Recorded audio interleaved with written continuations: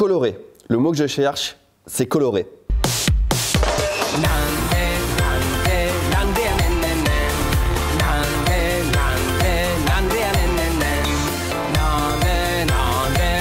Le Japon, c'est un des pays qui a le paysage musical le plus varié. Musique classique,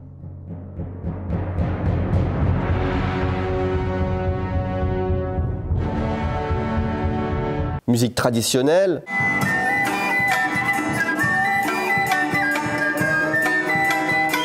J-pop, visual kei,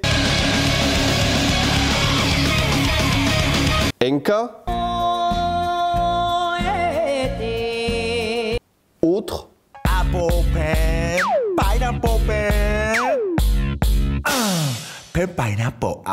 On va pas refaire toute l'histoire de la musique japonaise parce que j'ai pas le temps et puis surtout j'y connais rien, mais on n'a même pas besoin de faire ça parce que la musique traditionnelle, celle qu'on jouait au Japon il y a 500 ans, 1000 ans, eh ben on l'entend encore presque tous les jours, elle est pas démodée. Par exemple, si on compare à la France, ça fait combien de temps que vous avez pas entendu, je sais pas moi, un morceau de sitar ou même un petit air d'accordéon? Quand vous regardez la télé, la Starac ou Popstar, est-ce qu'il y a des mecs qui jouent de la guimbarde?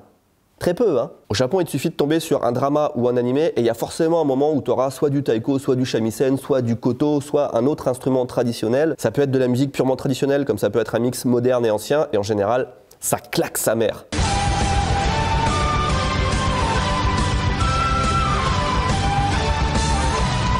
Ceci est un instrument qui a la capacité de vous faire pleurer. Ça s'appelle un shakuhachi. Shakuhachi, c'est la traduction d'une vieille unité de mesure, ça veut dire 54,54 cm. Et pour rester dans Naruto, ça donne ça.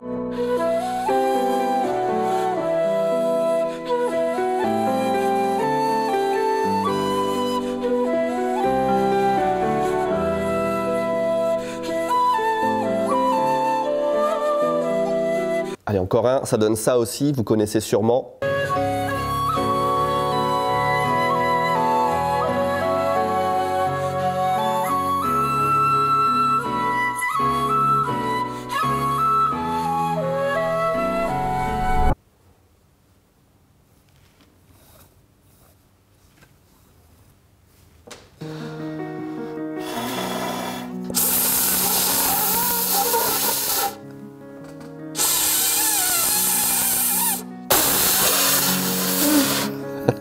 Petit point culture sur cet instrument si vous le voulez bien. Durant la période Edo, il y a à peu près 300-400 ans, le shakuhachi c'était considéré comme un instrument religieux. Les seuls qui en jouaient c'était des moines qui s'en servaient comme un outil de méditation et il était interdit pour tous les autres. C'était un instrument sacré. Et il y avait des moines aveugles qui faisaient la mendicité en jouant du shakuhachi. Et ces moines, ils portaient sur la tête un genre de panier en osier. Et c'est là que ça devient intéressant. Des ninjas ont commencé à se mettre au shakuhachi pour se faire passer pour des moines aveugles. Les ninjas, c'était l'équivalent des espions de l'époque. Et avec ce panier en osier sur la tête, ils pouvaient espionner à droite à gauche, écouter des conversations, sans jamais se faire remarquer. En plus, comme c'est taillé dans du bambou très épais et très lourd, ça pouvait même servir d'arme. C'était une flûte matraque. Faisons maintenant un grand bond en avant pour déterminer quelle est de nos jours la musique populaire au Japon. J'ai consacré il y a quelques mois une vidéo aux idoles japonaises. Si vous faites partie des 1,6 million de personnes qui l'ont vu, vous avez compris que les groupes d'idoles, c'est quelque chose d'énorme au Japon. D'ailleurs, ça n'a rien à voir, mais si quelqu'un pouvait m'expliquer pourquoi je n'arrive pas à retrouver mes propres vidéos sur YouTube, même en tapant le titre exact, ça m'énerve ce truc. Et c'est sans grande surprise que l'album le plus vendu en 2019, c'était l'album d'un groupe d'idoles masculines toutefois. C'est le groupe Arashi qui en termes de popularité, c'est un peu l'équivalent des BTS coréens, mais avec quelques années de bouteille en plus. En 2019, ils ont sorti leur dernier album qui est une compile de tout leur succès des 20 dernières années et ils ont réussi l'exploit d'être l'album le plus vendu au monde. C'est vraiment pas rien, hein. C'est la première fois du siècle que c'est pas un artiste ou un groupe anglophone qui est en tête du classement.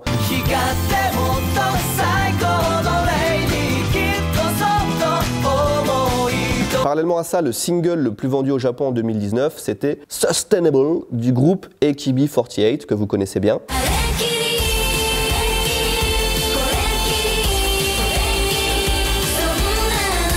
C'est marrant, ce groupe d'idoles, il est en totale perte de vitesse au Japon. On entend beaucoup moins parler de ces filles maintenant qu'il y a quelques années en arrière. Et pourtant, depuis 10 ans, chaque année, c'est un single des AKB48 qui est en première place des ventes de singles au Japon. Chaque année.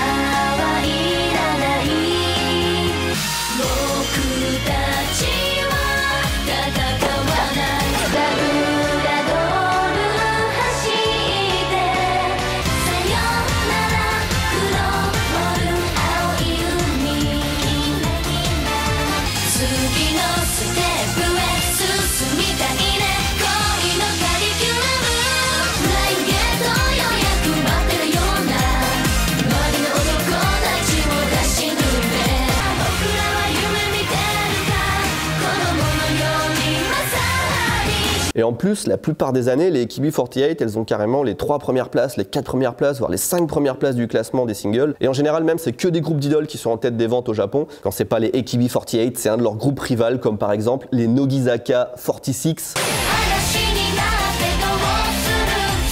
Ou encore les Hinatazaka 46.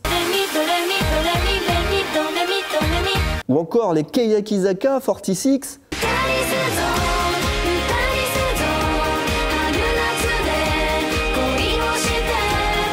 On l'avait déjà vu dans la vidéo sur les idoles, mais c'est un bordel monstre dans la conception des groupes et des sous-groupes d'idoles. Enfin, ne me demandez pas quelle est la différence entre un groupe ou un autre. Pour moi, c'est vraiment les mêmes. Je dis pas que c'est bien ou pas bien, mais juste à l'image des groupes coréens, tu peux prendre une fille d'un groupe, la mettre dans un autre, tu ne vois aucune différence. Les Japonais, c'est ceux qui ont inventé le concept des groupes composés de membres Kleenex. Dès qu'une fille arrive à quoi, 23, 24 ans, tu la prends, ça dégage. Et on met une fille de 16 ans à la place et on n'y voit que du feu. Si bien qu'après seulement quelques années d'existence, il n'y a plus un groupe d'idoles japonaises où tu as les membres d'origine dans le groupe. Elles ont toutes été remplacées par des filles plus jeunes.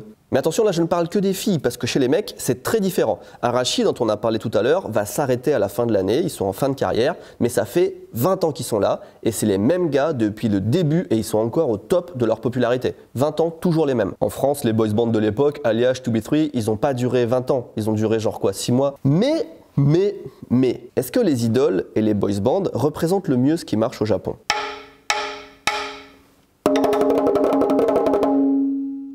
Faut faire attention parce que les chiffres peuvent vraiment être trompeurs. Déjà parce que ceux qui écoutent ce genre de musique peuvent plus facilement être qualifiés de fans. Ils vont plus facilement faire l'action d'acheter un album ou un single que les autres. Et ensuite, et ça on en avait parlé aussi dans la vidéo sur les idoles ou les otaku, donc je vais pas m'étaler là-dessus, mais chaque CD d'idole contient des bulletins de vote qui permettent aux fans de participer à la vie du groupe, donc forcément, ça vend plus. Mais en fait, le genre de musique le plus apprécié et le plus consommé du grand public au Japon, c'est la variété. Enfin, pour être honnête, je sais même pas si on appelle ça de la variété, mais vous allez comprendre. En 2018 et 2019, 2 années de suite, voici le titre qui a été le plus vendu au Japon en dématérialisé.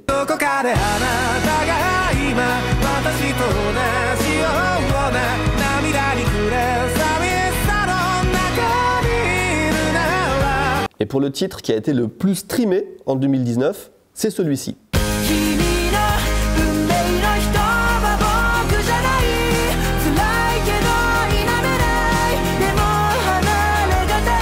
Je vous mets le lien de toutes les musiques qu'on écoute dans cette vidéo en description si vous voulez découvrir. Il y a le lien Rosetta Stone, il y a mon lien Instagram, abonnez-vous et après vous avez toutes les musiques dans l'ordre de la vidéo. Est-ce que c'est pas beau ça? Donc vous voyez que ce qui marche vraiment, c'est très loin du style des idoles et en plus si on regarde leur nombre de vues sur YouTube, là aussi on est très loin. Là où les AKB48 font quelques millions de vues ou quelques dizaines de millions de vues au mieux sur une vidéo, les clips que je viens de vous montrer, eux cumulent plusieurs centaines de millions de vidéos. On n'est pas dans la même catégorie du tout. Donc encore une fois, attention aux chiffres, les ventes de singles, d'albums, tout ça, c'est pas forcément représentatif de ce qu'écoutent vraiment les gens. D'autant plus que maintenant avec le dématérialisé, le streaming, Spotify, YouTube, machin, il y a tellement de façons différentes de mesurer la popularité d'un groupe ou d'un artiste, ça veut plus rien dire. Autre exemple de musique très populaire en ce moment, et il faut que j'en parle parce que c'est celle que j'ai dans la tête presque tous les jours, je l'entends à chaque fois que j'allume la télé, j'ai mes enfants qui la chantent, il y a des parodies qui sont faites dessus. La musique du moment, c'est Kosui de Eito.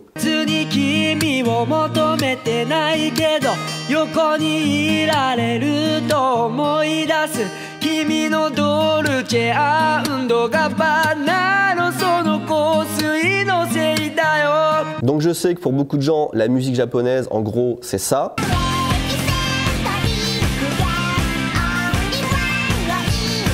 Alors que dans les faits, eh ben, c'est surtout ça.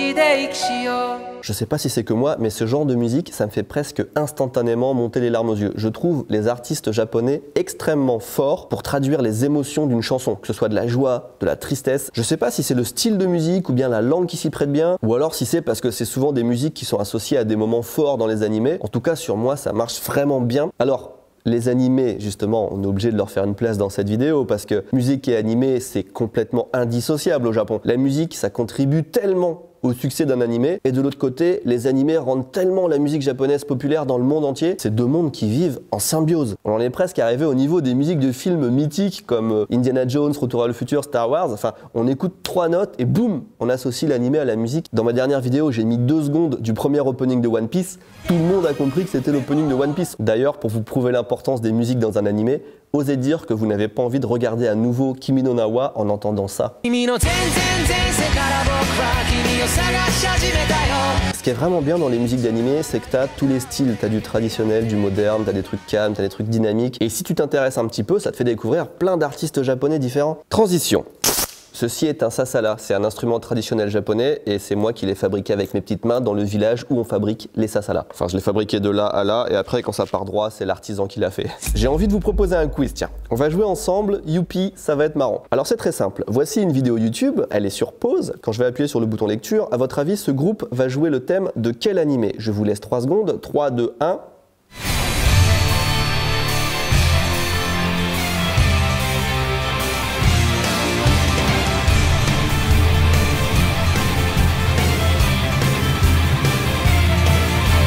Je suis obligé de commencer par celui-là. Le compositeur, c'est Yasuharu Takanashi et il a une page Wikipédia plus grande que celle de Eminem. C'est lui qui a fait la plupart des musiques de Fairy Tail, mais aussi de Naruto, Naruto Shippuden, Boruto, de Princesse Mononoke et plein d'autres. Alors lui, je l'avais jamais vu et pourtant il a fait l'opening d'un des animés les plus connus du monde et c'est pas si vieux que ça. Clique.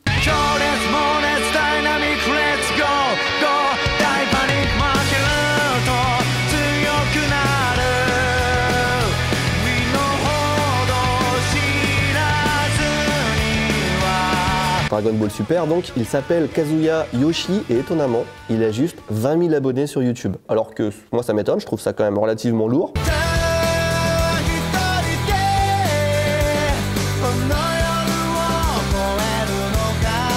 Comme quoi on peut faire l'opening d'un animé hyper connu et pas forcément devenir une superstar pour autant. Allez, suivant, 3e et dernier, là on voit que c'est un petit peu plus vieux. Je vous donne un indice, c'est probablement l'opening d'animé le plus populaire du Japon qu'elle va nous chanter.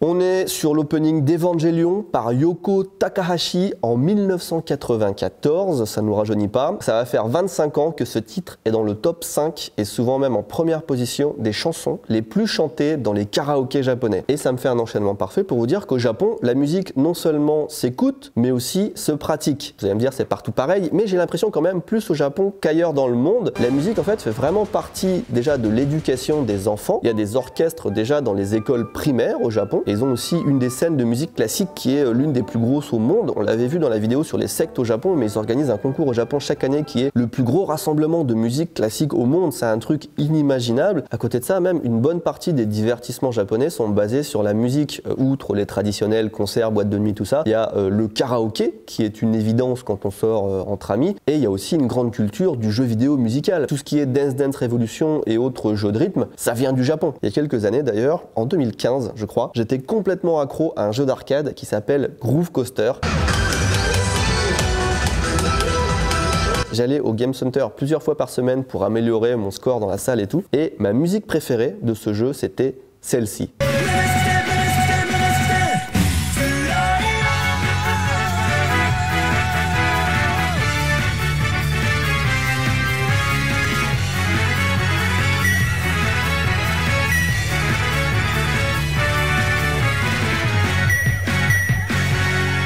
Ce que vous venez d'écouter, c'est la chanson Meme Shikute du groupe Golden Bomber. Et leur particularité, puisqu'ils en ont une et de taille, c'est qu'il s'agit d'un air band. Vous connaissez sûrement le principe du air guitar, c'est le fait de jouer de la guitare sans guitare. Golden Bomber, ils ont poussé le truc encore plus loin en créant un groupe de musique qui ne sait pas jouer de musique. Ils font semblant.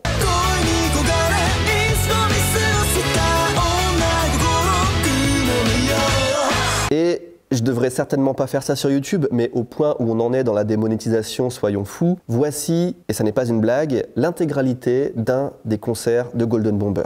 3, 2,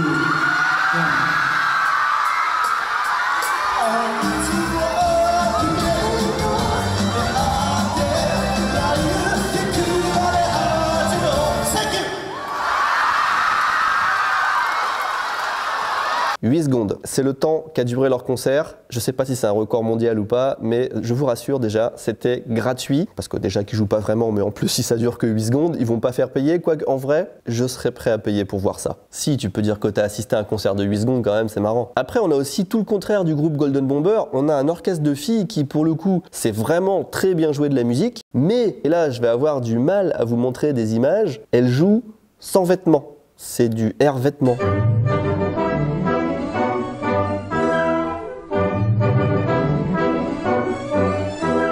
Vous avez la version non censurée, totalement disponible sur YouTube, au calme. Le clip est assez connu d'ailleurs et j'ai pas trouvé d'infos. Je sais pas si c'est juste un one shot, si elles ont juste fait ça pour une fois, ou si c'est un groupe qui se produit régulièrement comme ça, nu. Si vous avez des infos là-dessus, n'hésitez pas à partager ça en commentaire ou sur Twitter. C'est pour un ami. Puisqu'on est dans les gens à poil, on est totalement passé dans la partie what the fuck de la vidéo là. Il faut que je vous présente le groupe qui m'avait le plus marqué quand je suis arrivé pour la première fois au Japon. Enfin plutôt la musique. Elle s'appelle Yatta, les vrais connaissent déjà, c'est une musique qui a presque 20 ans et je crois de mémoire que c'est le premier clip qu'on m'a montré quand je suis arrivé au Japon, c'est la première chose que j'ai découvert de la musique japonaise et vous allez voir que l'expression choc culturel prend tout son sens ici.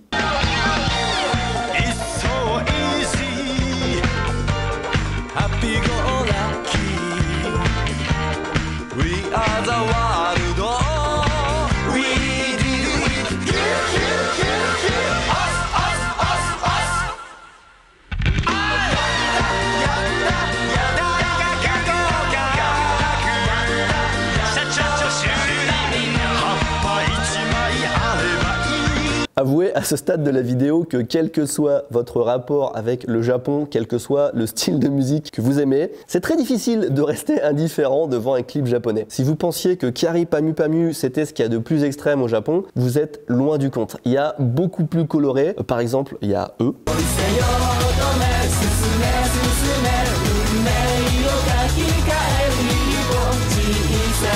Et puis, rien à voir, mais j'ai très envie de parler de lui parce que c'est un passionné. Je veux parler bien sûr de Junji Koyama qui, depuis 13 ans, sur sa chaîne YouTube, je le dis très lentement pour faire durer le suspense, depuis 13 ans, il fabrique des instruments de musique en légumes.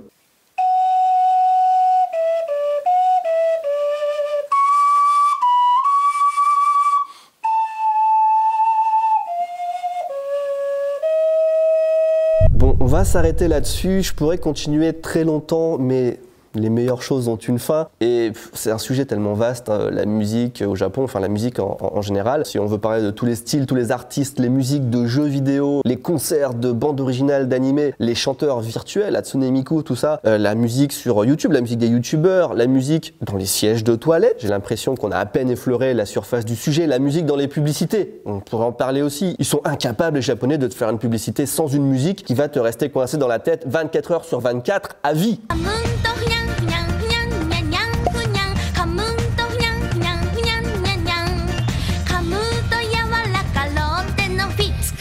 Non, vraiment, il y a encore beaucoup de choses à dire sur le sujet. D'ailleurs, j'en ai gardé un petit peu de côté pour une éventuelle vidéo 2 si ça vous a plu. À bientôt.